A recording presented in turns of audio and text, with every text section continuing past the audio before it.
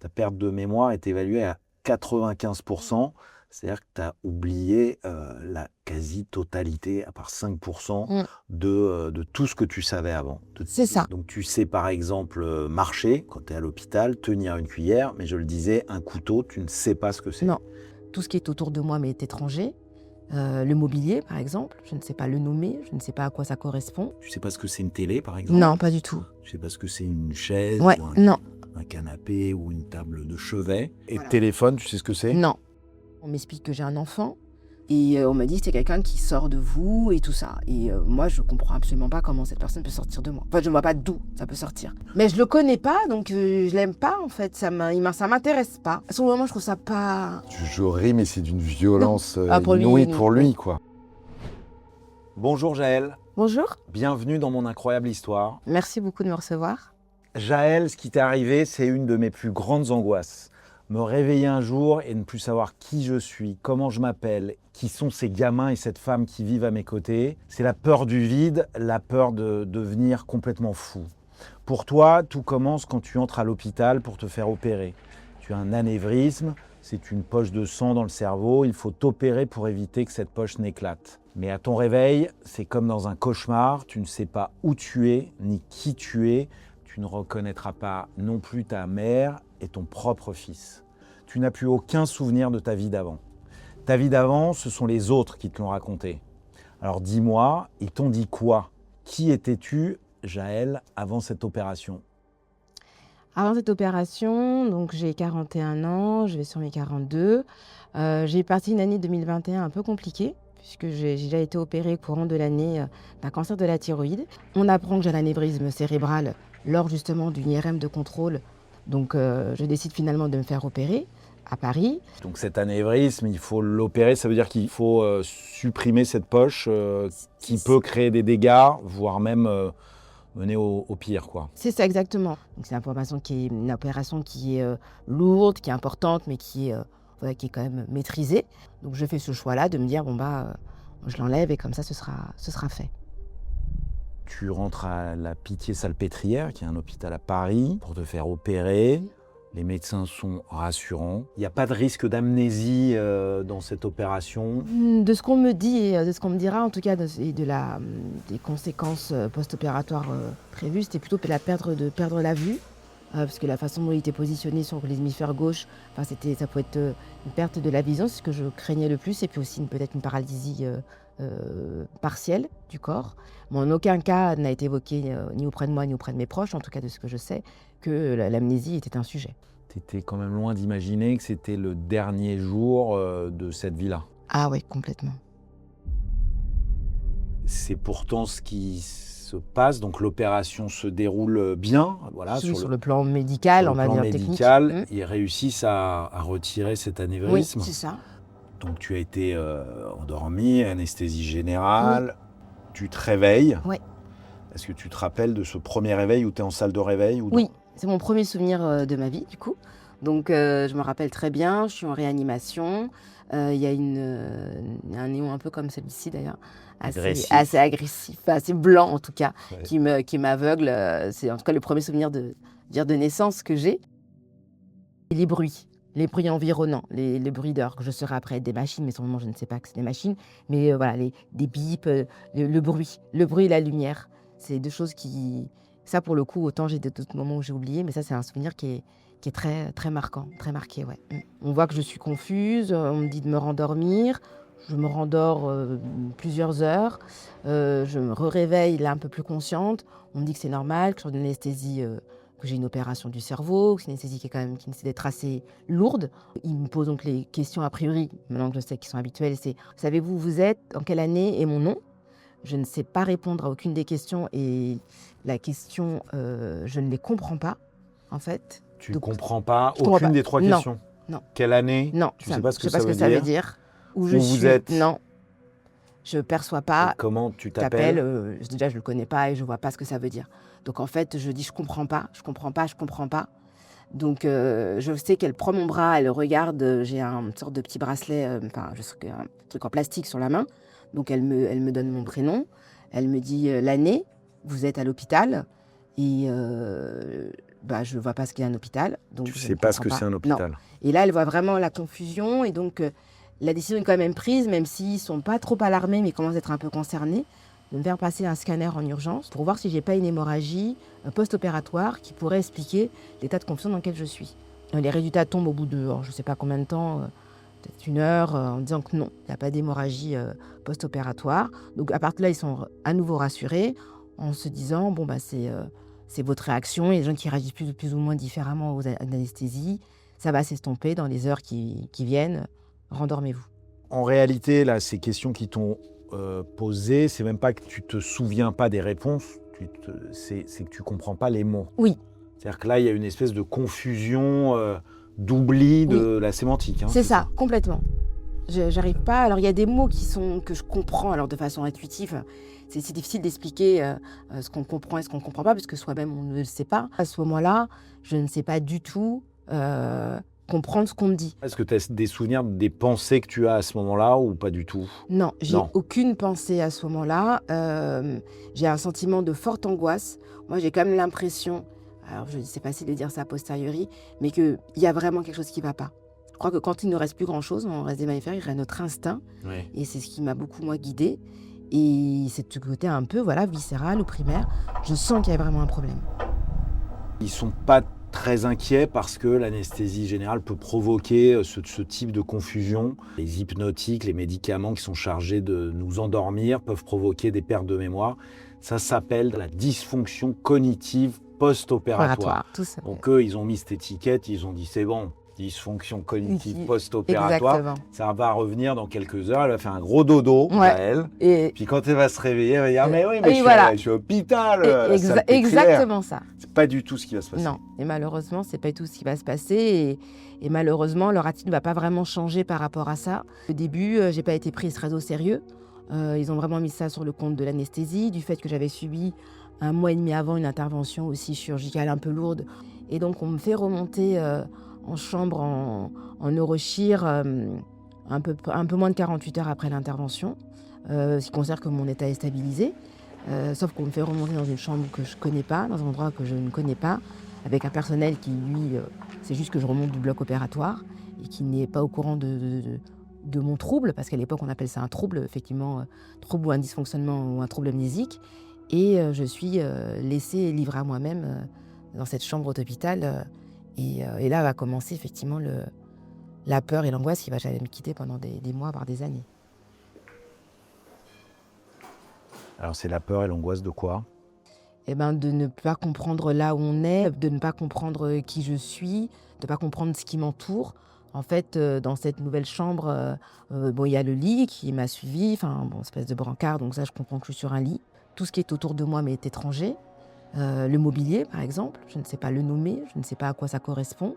Et puis, au bout d'une petite heure, on m'amène mes effets personnels, me dit-on, me pose un sac sur les genoux en me disant ça, c'est à vous si vous voulez vous changer. Et je suis avec ce sac sur les genoux et je ne sais pas non plus à quoi ça correspond et ce qu'il y a dedans non plus. Et je ne suis pas du tout accompagnéée à ce moment-là. Tu ouvres ce sac, tu sors des choses, ouais. Mais tu ne sais pas ce que sont ces choses. Je ne sais pas ce que non. Ni les nommer, ni à leur utilité, leur usage. Non, alors par contre, je ne sais pas, parce que je vois que j'ai une culotte et quand même j'ai l'impression de savoir ce que c'est.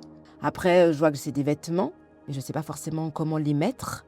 Et téléphone, tu sais ce que c'est? Non. En découvrant toutes ces choses que tu ne connais pas et dont on te dit que ce sont les tiennes, là, tu as une peur panique ou tu as juste une grande confusion? C'est plutôt une incompréhension parce qu'en fait, c'est difficile à expliquer, mais même le côté c'est à moi, pour moi, ça ne veut rien dire à ce moment-là. Alors, je ne sais pas à quoi ça sert. Donc, quelqu'un revient en me disant déjà, il faut vous changer, il faut vous laver. Qu'est-ce que vous voulez manger? Je ne sais pas ce que c'est manger. Donc, je ne sais pas. Et elle me dit, je ne sais plus si elle me dit poulet ou poisson. Et je dis le premier parce que c'est le premier que j'ai retenu. Je dis poulet. Et elle s'en bat et elle repart. Et je suis toujours autant démunie. Parce que je ne sais pas comment me changer. Je ne sais pas qu'est-ce que ça veut dire aller se laver. Tu es comme un enfant qui vient de naître, avec un corps d'adulte. C'est ça. Un langage d'adulte. Oui. C'est-à-dire que tu as quand même les mots. Oui, c'est ça. Peut-être pas tous. Tu sais pas ce que c'est une télé, par exemple? Non, pas du tout. Je sais pas ce que c'est une chaise ouais, ou non. un un canapé ou une table de chevet. Tu n'as pas tous les mots, mais tu as quand même un certain nombre de vocabulaire, de syntaxe. C'est ça. Je garde une forme de syntaxe et de construction grammaticale des phrases qui est un peu adulte. Alors, tu ne reconnais pas la nourriture non Non, plus? non. Il t'est servi quoi à ce moment-là? Alors, il m'est servi, je pense, le poulet, je suppose. Ah oui, le poulet. Mais il est dans des trucs en plastique, enfermés. Ouais. Et du coup, je ne sais pas comment le faire sortir. Donc, je le tourne, je ne vois pas trop. Et en fait, tout est enfermé dans des trucs, en fait. Donc, Mais tu sais ce que c'est manger? Non, Ah non! non. J'ai pas la sensation de faim. Enfin, je sais pas ce que c'est. Enfin, non. Donc, du coup, Donc tu regardes cette barquette, barquette là, je la et tourne tu sais un pas peu. ce qu'il faut en faire. Non, je sais pas ce qu'il faut en faire. Ok. Du coup, je la laisse. Bon, moi, j'ose pas dire que je ne sais pas ouvrir. Et ça va pendant 2-3 fois, en fait. Ça va être le cas. Juste parce que je sais pas ce que c'est me nourrir. Mais après, par contre, le fait de mettre les choses à la bouche, ça, je pense que c'est vraiment quelque chose de primaire qu'on a tous. Et on met à la bouche, comme un enfant. Par contre, ça, on sait, mais il faut encore que la chose soit accessible. Oui. C'est pour la mettre à la bouche. Enfin, je sais pas si c'est très clair ce que je dis. Oui, c'est très clair. C'est-à-dire à partir du moment où tu as la nourriture sous la main, enfin sous le nez plutôt, tu vas instinctivement, comme un animal le ferait, Exactement. ou comme un enfant aussi, qui peut Manger de la mettre, boue ou des choses qu'il a boue, pas. son propre caca. Il va ouais, complètement. Ah ben j'aurais pu le manger, ça aurait été pareil. On n'aurait été pas fameuse. Mais... Et d'ailleurs, tu n'as plus de notion de tes goûts. Hein. Le goût aussi est quelque chose qui est parti. Ouais. Qui est parti. La mémoire du goût et la mémoire des aliments, quelque chose qu'on va très vite se rendre compte que je n'ai plus. Donc au-delà de ne pas savoir effectivement ce qu'est un poulet ou du poisson, c'est que je ne sais pas différencier le salé du sucré, je ne sais pas ce qui est amer, je ne sais pas ce qui est acide, et je ne sais pas le goût des choses. Je ne serais pas à dire si c'est une pomme, si c'est un fruit. Enfin, même la notion de fruits et légumes, je ne l'ai pas du tout. Enfin, effectivement, quand on dit que c'est une naissance, alors certains diront une renaissance, mais moi je peux dire qu'une naissance, c'est vraiment ça. Et il faut vraiment voir un comportement, même au-delà d'enfantin. C'est vraiment presque sur des choses comme un nouveau-né. Là, on me demande, moi, d'expliquer des choses à ce moment-là, où je ne sais pas expliquer ce que je ressens, mais je ressens des choses pour autant. Quand est-ce qu'ils vont un petit peu réaliser que ta perte de mémoire est extrêmement conséquente? Là, ils disent que j'ai effectivement un trouble amnésique, mais que donc c'est un passage, et que quand je rentrerai chez moi, dans mon environnement familier, les choses iront mieux. Donc en fait, ils ne prennent pas vraiment conscience des choses jusqu'à ce que je parte de l'hôpital. Mais au bout de combien de temps après l'opération? 5-6 jours. Mais pendant 5-6 jours, ils voient bien que tu confonds le thé, le café, enfin tu sais pas, tu demandes, tu dis je ne sais pas ce que c'est. Tu t'appelles Jaël déjà à l'époque. Oui. J'imagine que les infirmières, les médecins t'appellent Jaël et que toi tu dis je ne sais pas qui est cette personne, enfin, je ne sais pas qui est Jaël. Quand on me donne mon prénom, quand on me dit que c'est comme ça que je m'appelle, je ne sais pas comment expliquer si inconsciemment je comprends que c'est ma dénomination. Ouais. Je trouve ça plutôt joli, c'est court, c'est facile à rire. Donc je me dis ok, maintenant quand on dit Jaël, je tourne la tête. On te parle de ta vie personnelle, du fait que tu as un fils, que tu habites à Paris, etc. Alors ça non, on me dit écoutez, on va venir vous voir, on va contacter votre mari, donc je ne sais pas ce qu'est un mari, donc qui va venir, et c'est surtout lui qui va faire un gros travail de prévenir mes proches, d'essayer de me ramener des choses, lui qui va être très démuni face à la situation et qui va aussi un petit peu sensibiliser le personnel médical en étant un peu virulent, en disant mais là vous êtes en train de la laisser, en train de dépérir dans la chambre d'hôpital, vous ne pouvez pas la laisser comme ça quoi. Moi je me rappelle d'une très grande solitude dans cette chambre d'hôpital, je me rappelle beaucoup du silence qui rythme quand même beaucoup les journées, entre le moment des visites. Je suis quand même laissée, je pense qu'ils ne savent pas trop quoi faire de moi.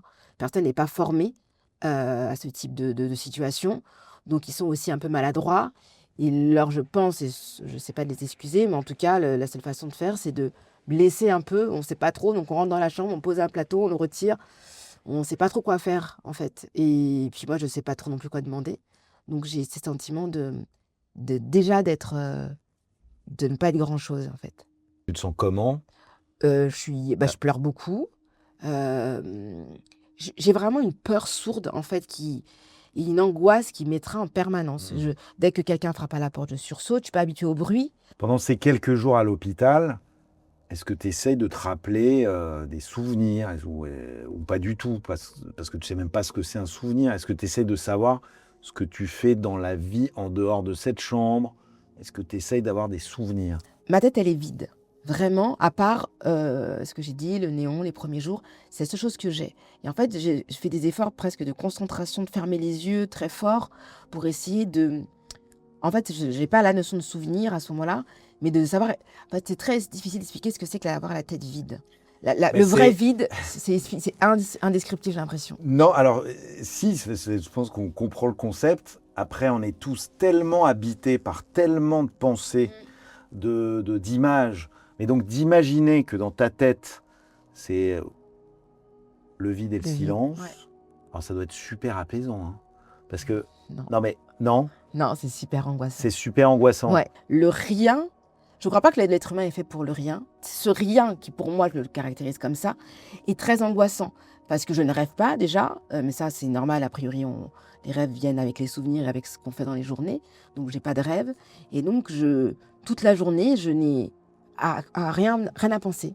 Donc Rien à ça a penser. presque à devenir fou, en fait, ou folle. C'est un trou noir, quoi. Ça donne pas trop envie d'y aller, j'avoue. Non, J'avoue. voilà, la notion de trou noir ou d'infini, c'est un concept que l'être humain a du mal à concevoir. Et là, c'est comme s'il n'y avait rien. Je spoil un tout petit peu, ta perte de mémoire est évaluée à 95%, c'est-à-dire que tu as oublié la quasi-totalité, à part 5%, de tout ce que tu savais avant, C'est ça. de qui tu étais avant et de ce que tu savais. Oui, c'est ça. Donc tu sais par exemple marcher quand tu es à l'hôpital, tenir une cuillère, mais je le disais, un couteau, tu ne sais pas ce que c'est. Non.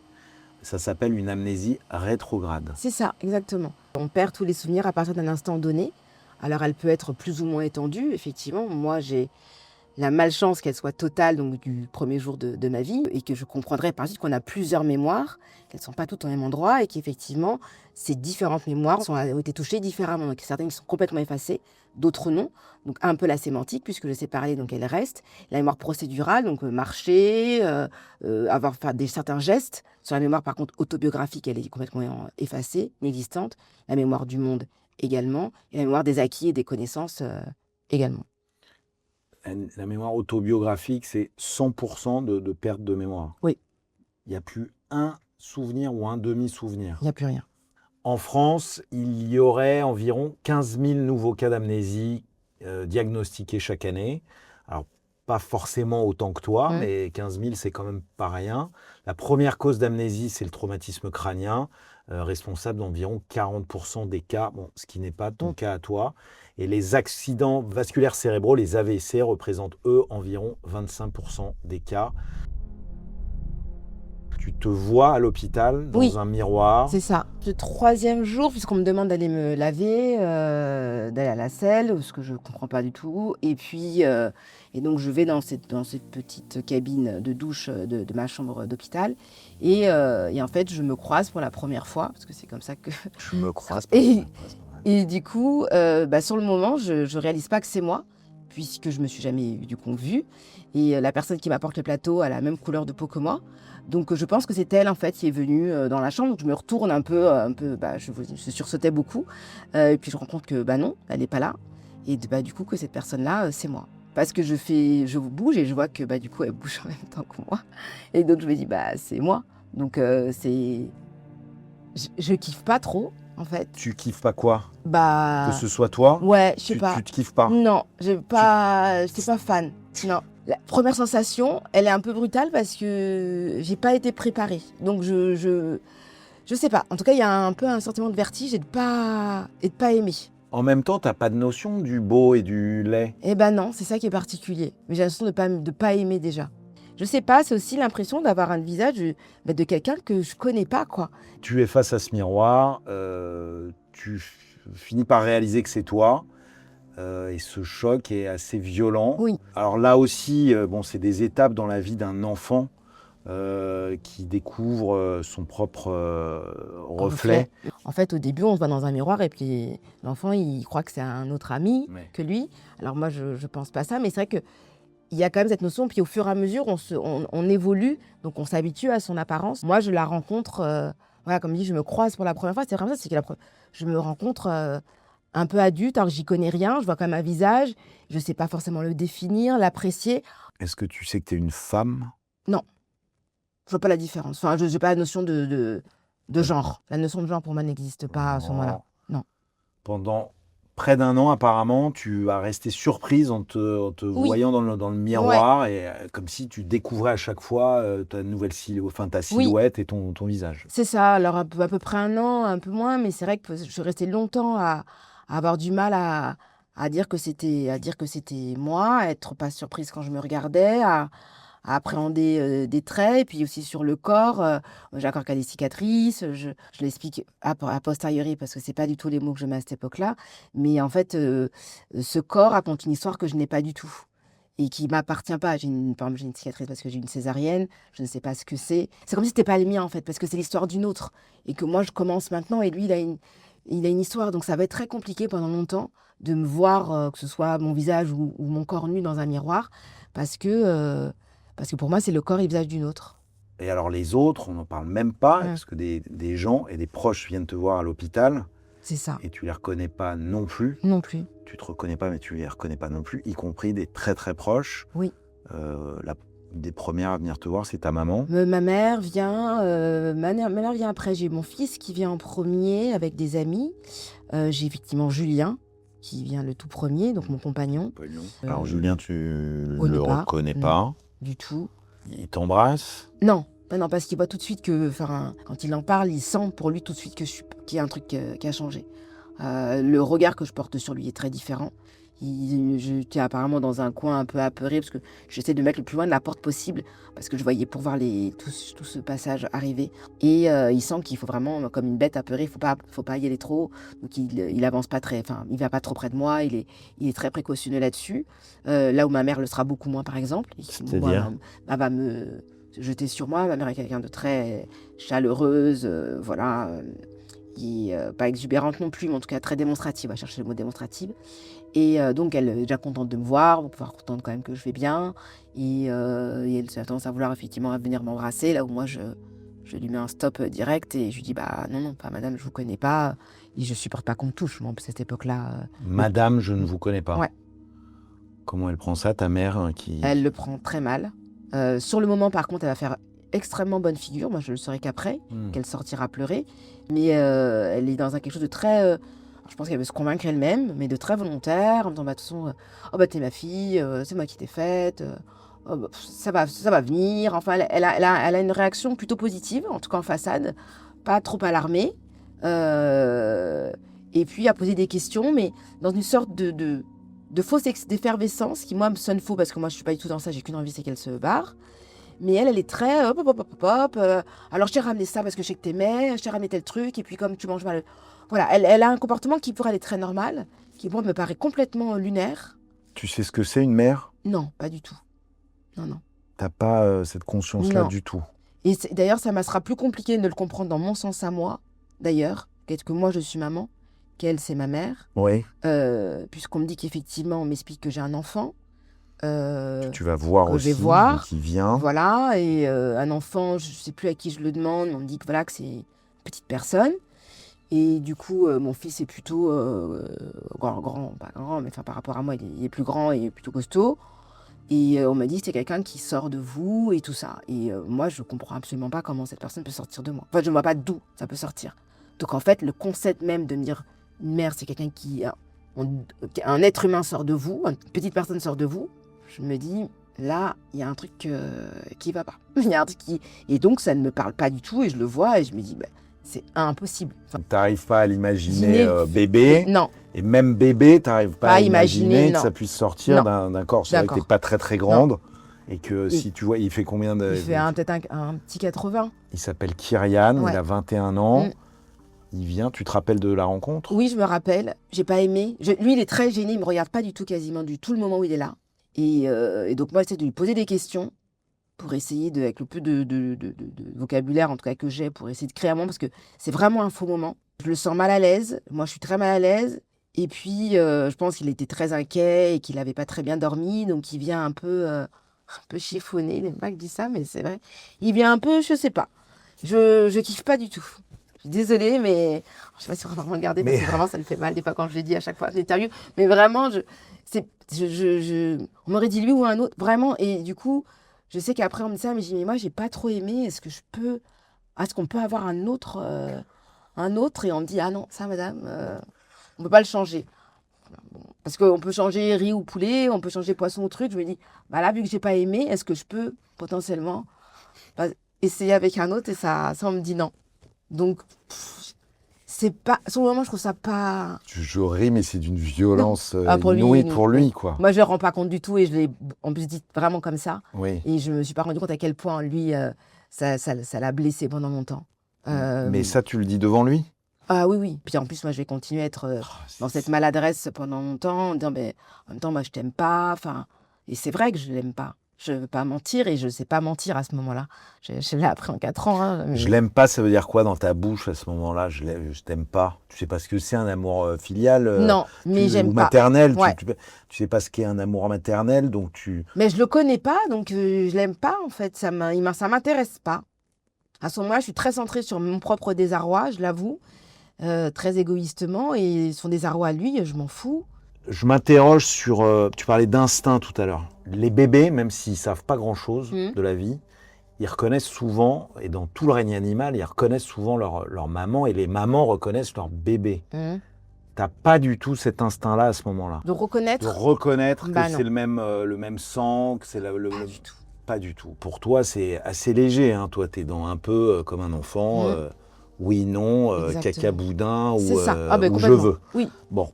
Exactement ça. Des trucs assez primaires. Très, très basique. Pour lui, en revanche, c'est un effondrement. Oui. Et lui, il se dit, si je suis pas ton fils, je suis rien. Je suis rien du tout. C'est ce qu'il dit. C'est ce qu'il dit. Ouais, c'est ce qui passe. C'est pas ce qu'il me dit à moi, mais c'est ce qu'il va dire à ma mère, parce que lui s'effondre vraiment.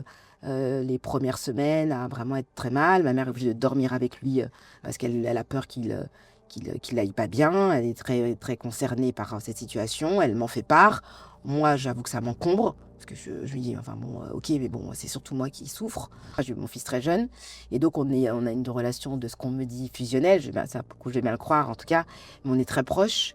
Et de tout d'un coup, il y a plus rien. Pour lui, effectivement, c'est vraiment un effondrement de son identité, en fait.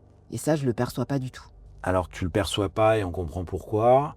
En revanche, moi, si j'étais médecin, infirmier, dans cet hôpital et que je constate, j'imagine que ça sait que tu ne reconnais pas ta mère, que tu ne reconnais pas ton fils, que tu parles de la façon dont tu parles, un peu de la même manière de ton fils que de la barquette de poulet et de poisson.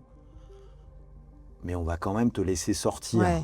Non, ça paraît quand même complètement dingue. Ouais. Mais bon, on se dit, ça va aller mieux. Ouais. Elle va finir par reconnaître. Ouais. Vraiment. Oui, oui.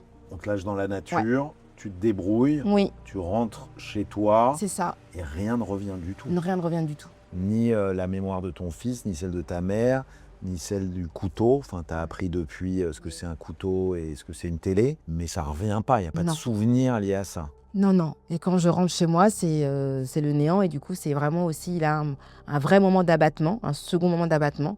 Il y aura le premier, je pense que c'est en réanimation, où je sens que ça ne va pas. Pendant tout le temps, à l'hôpital, ça a été un peu d'assidération. Et le fait de rentrer, on m'avait tellement dit, mais quand vous serez dans votre environnement naturel, ça reviendra, vous serez bien de vos effets personnels, chez vous. On m'avait tellement idéalisé ce truc-là que je me disais, bon, bah, effectivement, pouf. Et là, je rentre et c'est terrible parce que je vois vraiment que ça ne fonctionne pas, et que j'y ai rien, que je me sens c'est encore pire. Je suis accompagnée avec une personne de ma famille à cette époque-là qui est venue me récupérer à l'hôpital, parce que je ne peux pas sortir toute seule, je ne suis pas rentrée chez moi, de toute façon, je ne sais pas où c'est. Donc, il faut bien que quelqu'un m'y emmène. Donc, on y va dans ce qu'on appelle un taxi. Donc, je monte dans ce truc qui roule. Moi, j'ai mal au cœur, parce que c'est la première fois que je suis bougée depuis que je suis née, enfin depuis 6 jours, donc c'est compliqué. On fait le trajet donc de la Salpêtrière au 14e, mais quand on fait le tour, je ne reconnais rien. Donc cette personne me dit, voilà, ça c'est la machine à laver pour mettre tes vêtements sales de l'hôpital, là, c'est tes trucs, et elle se rend compte que je ne comprends pas, je ne sais pas ce que c'est. Donc là, au bout de 2 heures, j'ai dû sortir peut-être à midi, 13h, au bout à 15h, on se dit, mais tu ne peux pas rester, tu ne peux pas vivre là, tu ne peux pas vivre seul en tout cas. La décision se prend entre mes proches de m'installer chez Julien les quelques premiers jours en espérant que, pour ne pas me laisser seule, livrée à moi-même, dans un appartement où je pourrais faire des bêtises. Je ne sais pas faire une porte, je ne connais pas ce que c'est une clé. Là, être autonome, je ne sais pas faire. Donc le soir même, en fait, on m'emmène chez Julien. Tu es extrêmement confuse, j'imagine. Je suis complètement confuse. Je suis quand même, voilà, ça fait que 5-6 jours. J'y comprends toujours rien à ce qui m'arrive. Eux, mes proches, n'ont tellement pas été formés, tellement pas sensibles par le personnel médical qu'ils sont dans des maladresses et de l'incompréhension qui leur est toute légitime.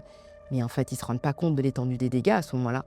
Donc on me pose des questions comme si je devais savoir y répondre. Je ne sais pas, donc moi je me renferme.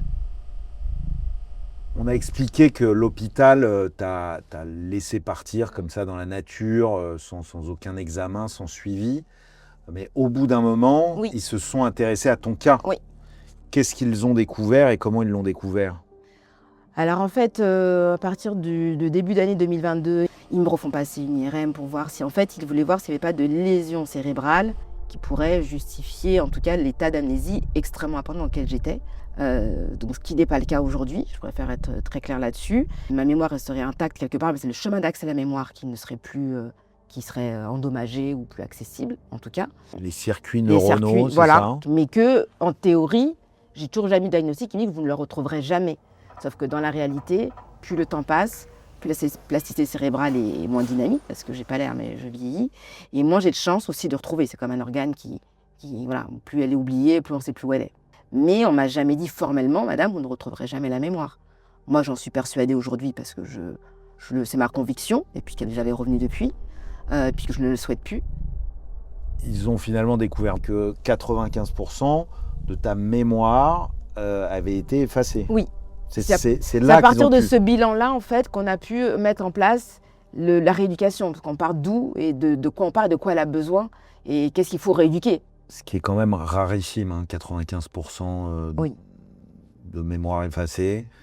Ils n'ont pas ça tous les jours Non, dans leur non, hôpital. j'avais jamais eu des médecins qui étaient là, en tout cas. Est-ce que c'est déjà à ce moment-là, ou rapidement, que tes proches remettent en cause ta sincérité, doutent que tu aies une amnésie aussi profonde? Non, à ce moment-là, je pense qu'il n'y a pas encore de doute. Ça va venir plus tard. Parce que là, il y a quand même le contexte médical. C'est-à-dire que les médecins, même s'ils n'ont pas été, entre guillemets, à la hauteur, voilà, je le dis sans agressivité, mais c'est une réalité. Il y a un contexte médical, c'est pas remis en cause, on met sur le compte d'anesthésie. Et puis j'ai une opération au cerveau, donc c'est pas non plus comme si je me réveillais en sentant des champignons. Donc à ce moment-là, non. C'est le discours d'une adulte dans un corps d'enfant qui va poser question à certaines personnes, donc de mes proches. Donc c'est bizarre, enfin, soit on attend effectivement à ce que je boive mon pipi et que je mange mon vomi. Mais en même temps, je peux faire ça et en même temps, je peux avoir quand même un discours qui a l'air un peu cohérent. Et on se dit, mais en fait, tellement personne n'est informé sur ce qu'est l'amnésie et a des idées reçues de ce qu'est une personne amnésique. On m'a mis plein d'étiquettes, mais en fait, personne ne sait vraiment comment ça se passe. Et la remise en cause va venir au bout de quelques mois, de certaines personnes. Pas la majorité, mais certaines personnes de mes proches, oui. Qui soupçonnent quoi? Que j'affabule, je pense, que je mens. C'est venu en fait avec la médiatisation. En fait, c'est ce qui est très paradoxal, c'est que comme on ne savait pas trop quoi faire, mes proches me disent, une de mes nièces me dit à un moment donné, propose de mettre mon histoire sur les réseaux pour qu'on trouve justement un médecin qui va pouvoir nous aider. Je me filme avec un téléphone où j'explique ma situation. Bonjour, je m'appelle Jaël et je fais cette vidéo parce qu'il y a 7 mois de ça, j'ai perdu la mémoire. Suite à une intervention neurologique pour traiter un anévrisme, j'ai perdu toutes les années qui ont existé dans ma vie, pour être précise.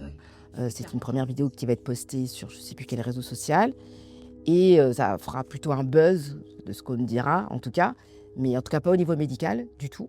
Donc en fait, ça attire un intérêt, une curiosité que moi, je ne perçois pas du tout au début. Je perçois juste comme, super, les gens ont envie de m'aider. Et puis je trouve ça un peu ludique. Pour le coup, je trouve ça un peu... t'amuse? Voilà, je trouve ça pas tellement ludique dans les premiers temps, donc je trouve ça un peu fun. Je commence un peu à comprendre un peu le système des réseaux et je trouve ça rigolo. Donc tu postes plein de vidéos. Voilà, parce que tout comme un enfant, la tablette et le téléphone, on l'apprend en 2 minutes 25. Dans tous ces critères-là, il y en a un qui pour moi est plutôt invisible. C'est la couleur de peau. J'ai découvert ce qu'était l'argent. Pour que vous compreniez mieux, je vous explique. Je suis amnésique rétrograde depuis 20 mois de ça. Et là, je découvre un peu tout ce monde-là et moi, je trouve ça trop chouette. Et ça commence comme ça. Et à partir du moment où j'ai été médiatisée, je pense que c'est à partir de là où certaines personnes de mes proches on commençait à remettre en doute, ou en disant c'est bizarre, elle est capable de faire une émission de télé, sauf que moi la télé je m'en fous, je sais pas ce que c'est, et en parallèlement elle n'est pas capable de se rappeler de son fils, il souffre, il est malheureux, et puis il dit des choses entre guillemets horribles, parce que je dis très ouvertement que j'aime pas mes proches, que je les connais pas, que je sais pas ce que c'est, effectivement, la première fois que j'étais aux toilettes et que j'ai fait caca, c'était affreux, donc je crois que je leur fais un peu honte de m'exposer comme ça. La notoriété voilà, naissante, très modeste, ouais. les dérange, Ouais. peut-être, il la jalouse un Mm. peu, tout le monde a envie de son quart d'heure de C'est gloire. ça. Il y a un peu la fame, quoi. Et moi, ce truc-là, je ne l'ai pas du tout. Je ne l'ai toujours pas, d'ailleurs. Les gens, je m'en porte très bien. Et moi, je suis friande aussi de rencontrer des gens qui sont nouveaux, qui me posent des questions, qui s'intéressent, parce que mes proches, à part être effondrés, ils font pas grand-chose. Et puis, c'est plus facile avec les gens qui ne me connaissent pas. Ouais. Les gens qui n'ont pas d'attente. Donc moi, je suis plutôt curieuse de ces échanges-là. Ces suspicions, elles sont, c'est pas tes proches les plus proches, c'est certains de ton cercle d'avant. Ouais, si, oui, mais des Si, plus quand proches même. quand même, ouais, des frères et sœurs quand même. Bon, et ça, il y en a que tu vois plus du tout aujourd'hui. Oui, je vois quasiment plus personne de ma famille aujourd'hui. Donc cette période de médiatisation, Mon frère. elle a fait un ménage Ouais. absolu autour de toi, Oui. et une sorte de vide. Toi, ça t'a affecté ou pas du tout? Ce qui m'a affecté, c'est le vide. C'est pas le vide d'eux-mêmes, ça je l'ai beaucoup dit, donc peut-être aussi ça les a blessés. En fait, eux individuellement, ils me manquent pas, je les connais pas. Donc, par contre, la solitude, la vraie solitude, parce qu'à un moment donné, Julien, il faut qu'il aille bosser, il peut pas s'occuper de moi toute la journée, je peux rester. Alors évidemment, quand je découvre le téléphone, ça m'aide beaucoup, mais je reste seule des heures et des jours entiers dans cet appartement enfermé. Je peux pas sortir, je suis pas capable de m'orienter dans Paris. Je reste enfermée dans l'appartement sans personne me parle, personne m'appelle. Les gens sont aussi mal à l'aise parce qu'on leur dit elle se rappelle plus, elle a pas de souvenirs. Donc les gens aussi, il y en a aussi beaucoup qui ont peut-être été maladroits ou empruntés. Je dis pas que tout le monde a été jaloux ou mal intentionné, mais force est de constater qu'en tout cas, je reste seule. T'as essayé de leur prouver que c'était vrai? Je pense qu'à un moment donné, les interviews que j'ai faites étaient orientées dans ce sens. Je sais que ma mère a beaucoup contribué, par exemple, quand je disais que je faisais une interview, que c'était relayé sur les réseaux, à envoyer, parce qu'il y en a qu'elle trouvait qui étaient mieux que d'autres. Et elle espérait, jusqu'à il n'y a pas si longtemps encore, je pense qu'à l'année dernière, que les gens allaient comprendre. Certains ont mieux compris par rapport à des interviews, par rapport à ce que je disais, en disant ah oui, c'est ça qu'elle a traversé, ah oui, ça a permis d'ouvrir certaines personnes. Pour d'autres irréductibles, ça fait, je pense qu'elle continue à faire l'effet inverse. Et puis il y a beaucoup aussi qui se sont retranchés vers les différentes. C'est pas la Jaël qu'on a connue. En quoi elle est très différente de ceux qu'ils ont connus, cette Jaël? On voit que tu es très cash, très cérébrale aussi, très cultivée, très probablement curieuse, avec un intérêt pour comprendre les choses. Est-ce que ça, c'est différent de la Jaël d'avant? Alors au début, je pense que la première année, je suis quand même très timorée, je suis très apeurée de tout. Et effectivement, j'avais quand même un certain caractère qui est différent maintenant, mais on me dit que j'étais un peu, oui, alors j'aime pas le cliché de la parisienne, ou on m'appelait Miss Chichi Pompon. J'étais un peu snob, je crois, de ce qu'on me dit, avec des idées assez arrêtées, mais et même un peu plus dur, enfin une forme de working girl. Alors j'aime pas parce que encore une fois c'est des clichés qu'on m'a posés, donc je répète vraiment ça. Je prends ma part si c'était comme ça. On s'est déjà bien excusé, mais voilà, de ce qu'on me dit, j'avais ce côté-là dans un milieu privilégié ou peut-être un manque de compassion, peut-être, je sais pas. Donc bizarrement, c'est des choses en tout cas que j'ai beaucoup plus maintenant et qui finalement a peut-être déplu. Ça veut dire quoi que tu as plus de compassion aujourd'hui? J'ai l'impression, en tout cas, de ce qu'on me dit, que j'avais des idées très arrêtées, des idées très tranchées, qui me paraissent, moi, aujourd'hui, pas du tout, comment dire, dans lequel je suis pas fière, par exemple. Et parce que je pense que j'avais ce côté, dans la vie, il y a ceux qui réussissent et puis il y a les faibles. Alors je me caricature un peu moi-même peut-être, je sais pas trop, mais de ce qu'on avait l'air de me dire de moi, c'était un peu ça. Je prends souvent cet exemple-là et j'ai pas... Parce que pour moi, c'est assez révélateur de pas peur de le dire. J'étais contre le mariage pour tous, par exemple, la Jaël de moi avant. Je vois pas très bien ce qu'elle pouvait me foutre, mais j'étais contre ça. Ça m'a beaucoup heurté que je puisse avoir des idées arrêtées sur ce sujet, or qu'aujourd'hui, je vois pas du tout quelles aient été mes raisons. Et j'ai pas été fière de la Jaël d'avant à ce moment-là. Qu'est-ce que ça veut dire, ça, qu'avant, tu étais contre le mariage pour tous, et qu'aujourd'hui, alors que tu as oublié 41 ans de ta vie, ça te paraît complètement normal et logique d'être pour le mariage pour tous et d'être finalement plus ouverte que tu ne l'étais? Est-ce que ça veut dire que c'était construit dans une histoire, dans une culture, dans une éducation que tu n'as plus aujourd'hui? Exactement. Avec un cadre peut-être plutôt traditionnaliste, avec des idées plutôt conservatrices, je pense. Et c'est vrai qu'aujourd'hui, enfin, c'est même pas qu'aujourd'hui je suis pour le mariage pour tous, c'est que je crois qu'on n'a pas à être pour être contre. Le monde que j'ai connu, il y a des hommes ensemble, des femmes ensemble. Moi, je ne connais pas un monde sans ça aujourd'hui. Tu n'es plus la même personne et cette nouvelle Jaël, elle est plus cash, quoi. Il y a moins de vernis culturel, moins de vernis éducatif. C'est ça. Est-ce qu'on peut dire que tu vis un peu les choses comme elles sont, comme elles viennent, et que tu y réponds de manière beaucoup plus spontanée? Oui, c'est ça, il y a un côté, effectivement, alors on prendra souvent cet exemple et ça revient souvent, mais de l'enfant, parce que je trouve que c'est assez parlant et tout le monde peut s'identifier à ça. C'est j'aime pas, de façon très binaire. J'ai un truc à dire, je le dis. Quelqu'un qui sent mauvais de la bouche, si ça me sent mauvais, je dis mais c'est pas, ça pue, je vais pas, et je me rends pas compte qu'il faut pas le dire. Et ce qu'on me dit souvent, c'est que j'ai pas les codes.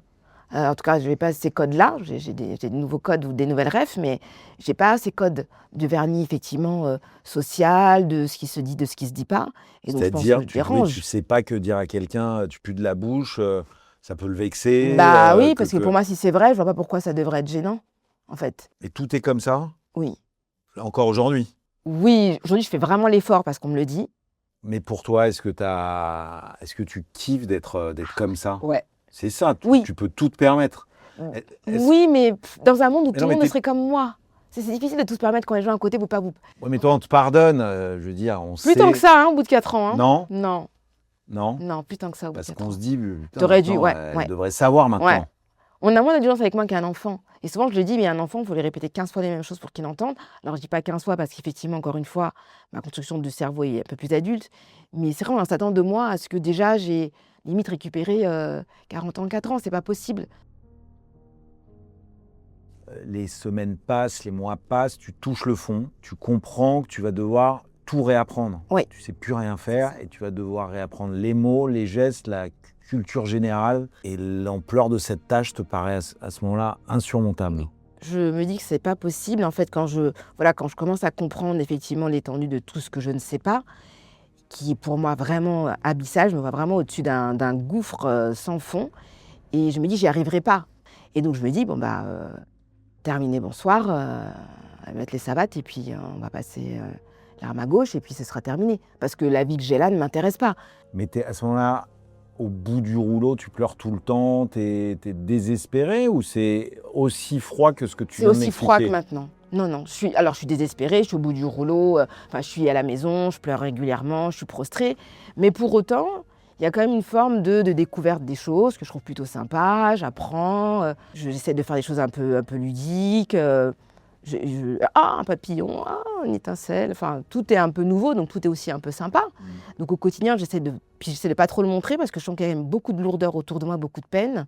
Tu le dis à personne. Non, je dis à personne. Mais par contre, c'est une idée qui presque me réconforte à un moment, parce que je me dis, il y a un moment donné, ça va s'arrêter.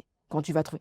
Donc, tiens bon, encore un peu, parce que ça va finir, ça va pas être comme ça tout le temps. Mais dans tes apprentissages, tu disais, je découvre ce que c'est un papillon, une lumière particulière, etc., qui sont des premières fois. Ouais. Ou je sais pas, faire l'amour pour la première fois. Ah non, ça c'est non. Non. Alors ça m'a pas donné envie de vivre ça. Non. Ah non, putain, je trouve que c'est chiant à crever. Je déteste. Tu détestes encore aujourd'hui. Ah ouais, non, c'est pas mon truc. D'accord. Je trouve que c'est beaucoup d'agitation pour pas grand-chose. Désolée. Aujourd'hui, j'ai l'air très adaptée. J'ai rattrapé énormément de culture générale. Wikipédia m'a beaucoup aidée. J'en ai lu plus de 24 000 pages. C'est énormissime tout ce qu'il y a à apprendre. Mais je pense que personne ne se rend compte de ce qu'on a à apprendre et je prétends pas du tout avoir tout appris loin de là. Au moment des années, Noël, qu'est-ce que Noël? Tous les jours. Et il y a un moment, c'est trop en fait. C'est soit on se dit, tant pis, je reste l'idiote du village, soit on veut apprendre et comprendre un minimum, mais c'est quoi? On te dit, attends-moi à l'abribus, je sais pas ce qu'un abribus. C'est tellement énorme ce qu'il faut apprendre pour être un minimum indépendant. Je ne parle même pas d'être intelligent, je n'ai pas cette prétention. Quand j'ai fait la norme d'intelligence, m'a été donnée assez vite, parce que quand j'ai fait mon bilan neuropsy, qui était également l'orthophoniste, ça s'accompagne pareil avec les bilans qu'on fait pour le QI. Il se trouve que ma mère a très vite dit oh là là, la pauvre, elle est bête. Moi, j'étais une enfant qui était dite surdouée. En tout cas, c'est comme ça qu'on appelait les enfants des années 80. Et ça, j'ai beaucoup entendu, un peu autour de moi, de façon un peu étouffée. Oh là, la pauvre, elle qui était si cultivée, elle qui était si intelligente, oh là là, elle ne connaît plus rien. Et donc, quand j'ai fait le bilan, je parlais de ça avec la neuropsy. Elle me dit, vous savez, on appelle ça le QI, ça ne se perd pas. Et du coup, elle considérait que mon cerveau, lui, avait gardé sa gymnastique de capacité, mais qu'il en était dépourvu, mais qu'il avait gardé cette gymnastique. Et c'est comme ça que très vite, j'ai compris l'intelligence, d'où ça venait. La beauté, c'est quelque chose qui reste pour moi encore très subjectif, encore pour moi très subjective. Mais tu trouves des choses belles? Oui. Qu'est-ce que tu trouves beau aujourd'hui? La beauté des éléments. Il y a un truc quand même très fort, même quand il ne fait pas beau. On a l'impression que tu t'es rapproché de quelque chose de plus brut, qui est en toi, qui est en probablement chacun de nous, dépourvu de pas mal d'artifices. Oui. Peut-être que c'est pour ça que tu souffres plus que la moyenne, puisque tu viens de dire que tu es anorexique, que tu as perdu beaucoup de poids. Tu te dis que tu vas aller à Marseille une première fois avant de mettre fin. C'est ça. C'est surtout voir la mer, en fait, qui m'intéressait. Donc on part sur Marseille passer 2-3 jours dans sa famille, chez Julien. Et moi, je suis subjuguée par la beauté de la mer. Et je me dis, si cette beauté-là existe, ça vaut quand même peut-être le coup. Enfin, j'aurais jamais pensé que ça pouvait exister de là où j'étais, à Paris, dans ma ville et tout ça, dans mon petit quotidien. Et je me dis, il y a quand même des trucs quand même qui valent le coup et puis qui sont extraordinairement à voir. Donc, est-ce que là, on ne peut pas décaler un peu dans le temps? Mais je pense qu'à partir du moment où j'accepte de décaler, c'est qu'au fond, j'ai plus envie. Et petit à petit, je me raccroche et finalement, l'idée s'en va. En revanche, l'idée de t'installer à Marseille arrive, exactement. Et donc, je pars à Marseille et contre l'avis médical, parce que la rééducation n'est pas terminée. Et moi, je sais qu'à ce moment-là, c'est soit ça ou je vais en crever. Je quitte tout, je rends mon appart, on prend un camion avec Jus qui tout le trajet a qu'une envie, c'est de me faire remonter à Paris et qui me dépose dans un appart que j'ai trouvé à Marseille et il s'en va. Parce que le projet, c'est toi, mais sans lui? Ah oui. Parce qu'il ne veut pas ou parce que tu ne veux pas? Parce que je ne veux pas, parce que pour moi, lui, il est aussi gentil qu'il est. C'est pas, en tout cas, c'est pas mon compagnon. Mais c'est quelqu'un qui est plus comme un père pour moi à cette époque-là. Qui me dit ce qu'il faut que je fasse, ce qu'il ne faut pas faire, qui remplit mes papiers, mais qui me saoule du coup. Julien ou encore ton fils, ils ont beau être gentils comme tout, machin, mais ça te saoule, c'est quoi l'intérêt, etc. Ça se réapprend pas. Comment tu as fait pour aimer Julien ou en tout cas accepter cette relation de couple? Au bout de 6 mois où j'étais toute seule à Marseille, il est venu me rejoindre. Il a tout quitté sur Paris pour être avec moi. Ça a été compliqué parce que moi je savais pas ce que c'était vivre en couple et je trouvais que c'est quand même, jusqu'à maintenant, je trouve que c'est quand même très compliqué la vie de couple. Je trouve pas que c'est simple. Il y a 1 an et demi, alors les traumas ont ressurgi. Il y a quelque chose qui s'est remis en place au moment où j'ai perdu du poids. Et je me suis rendu compte que dans ces moments-là, la seule personne avec qui j'avais envie d'être, c'est lui. En fait, c'est pas facile tous les jours, c'est pas rose tous les jours, mais apparemment l'amour c'est ça. Et aujourd'hui, je trouve que ma vie avec lui, elle est plus belle que sans lui. Et le jour où je croyais que c'est pas le cas, je partirais. Mais maintenant, je trouve que c'est quand même plus chouette d'être ensemble. Et comment tu vis financièrement? Est-ce que tu as repris un travail? Alors moi, en fait, mon travail, le travail m'a gardé dans la société dans laquelle je travaille. Donc ça va faire 12 ans en tout que je suis dans cette entreprise. Je suis restée à peu près 1 an en arrêt. Après, il y a eu du mi-temps thérapeutique. Moi, je ne savais pas ce qu'était un travail, je ne savais pas ce qu'était un bureau. Aller travailler, c'était un concept que je n'avais pas compris et que jusqu'à aujourd'hui, je trouve que c'est un concept à la con. Mais voilà.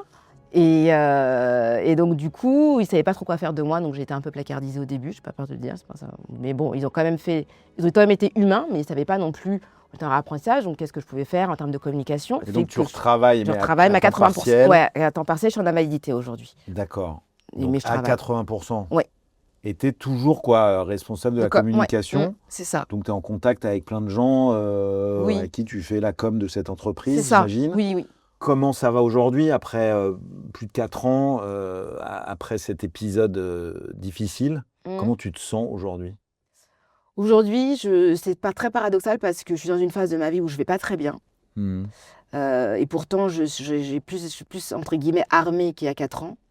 Et en même temps, je trouve que j'ai grandi trop vite. Et c'est en partie de ma faute. J'ai appris trop de choses trop vite. Du coup, je trouve qu'on ne m'a pas protégée quand on pourrait dire à un enfant bah, tu auras le temps de voir ça quand tu seras grand. Voilà, parce que je suis confrontée à une réalité économique, professionnelle d'adulte. Là où moi, j'ai envie de faire des TikTok, m'amuser, partir en Erasmus et boire des coups, même si je ne bois pas d'alcool, parce que j'aime pas le goût. J'ai pas découvert effectivement mon corps, ma féminité, la sexualité. Ça fait que 4 ans, donc c'est long. Et en même temps, je reste à avoir tout perdu. J'ai que 4 ans. Je trouve ça hyper injuste. Il y a quand même une forme, et je pense que c'est aussi pour ça peut-être que je me fais du mal aujourd'hui en ne mangeant pas, c'est qu'il y a une forme de, alors voilà, peut-être de douleur non exprimée, que j'exprime par cette façon-là, de me dire le monde, il n'est pas chouette. Moi, j'ai pas connu plein de premières fois que je connaîtrais jamais. Et c'est un fait, c'est pas grave. Enfin, si, et en Bon. même temps, c'est pas grave. T'as encore longtemps à vivre, enfin je veux dire... Ouais, mais enfin, avec une CEP et des problèmes de santé, même ma condition de vie sera forcément dégradée. Et c'est un fait, c'est très factuel. Mais quand on a perdu 40 ans à plus de 40, il y a les 20 prochaines années, à partir de 60, 70, c'est quand même moins fun sur le papier. Je suis dans une phase aujourd'hui où je me pose beaucoup de questions. Il y a une phase d'euphorie de découverte, un peu de redescente à un moment donné. C'est reparti parce que j'ai repris le boulot. Je suis descendue vivre à Marseille. Je me suis refait un tissu social amical. Mais au fond du fond, je crois que je vais pas bien. Vraiment. Mais que j'ai une capacité de résilience très forte, même si ce mot est galvaudé partout. Parce que je crois vraiment que la nature humaine, elle est chouette. On est capable tellement du meilleur et du pire. C'est difficile aujourd'hui de se construire, d'être moi, en profitant et en même temps d'avoir conscience de la fragilité des choses dans un monde qui ne laisse pas place à la fragilité. Je trouve ça très compliqué. Donc je vais pas mal, mais je vais pas bien. Ah, je vais chialer. Non, hors des questions. Moi, je trouve qu'il y a beaucoup d'espoir pour toi, parce que tu as 4 ans.